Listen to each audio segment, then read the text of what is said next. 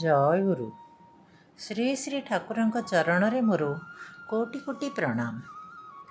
ଶ୍ରୀ ଶ୍ରୀ ଠାକୁର ଆଲୋଚନା ପ୍ରସଙ୍ଗରେ କହିଛନ୍ତି, ଭଲ ଶିକ୍ଷାର କାର୍ଯ୍ୟ ହେଲା ପ୍ରତ୍ୟେକ ବିଦ୍ୟାର ସଙ୍ଗେ ସଂଶ୍ଳିଷ୍ଟ।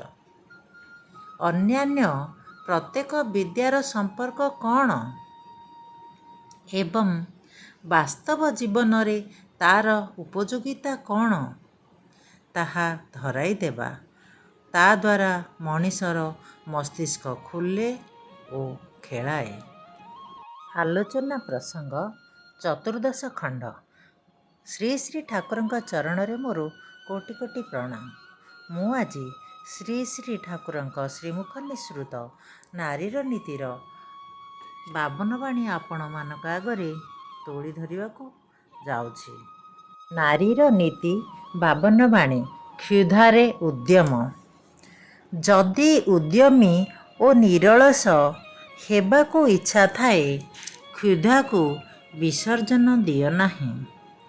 କ୍ଷୁଧା ହିଁ ଭୁକ୍ତ ଆହାର୍ଯ୍ୟକୁ ପୁଷ୍ଟିର ଉପଯୋଗୀ କରିନିଏ, ଆଉ ଏହି ପୁଷ୍ଟି ହିଁ ଶକ୍ତିର ଇନ୍ଧନ।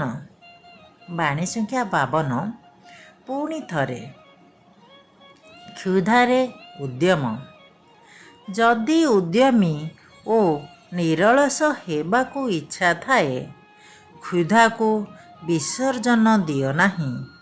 କ୍ଷୁଧା ହିଁ ଭୁକ୍ତ ଆହାର୍ଯ୍ୟକୁ ପୁଷ୍ଟିର ଉପଯୋଗୀ କରିନିଏ, ଆଉ ଏହି ପୁଷ୍ଟି ହିଁ ଶକ୍ତିର ଇନ୍ଧନ। ବାଣୀ ସଂଖ୍ୟା 52। ଜୟ ଗୁରୁ।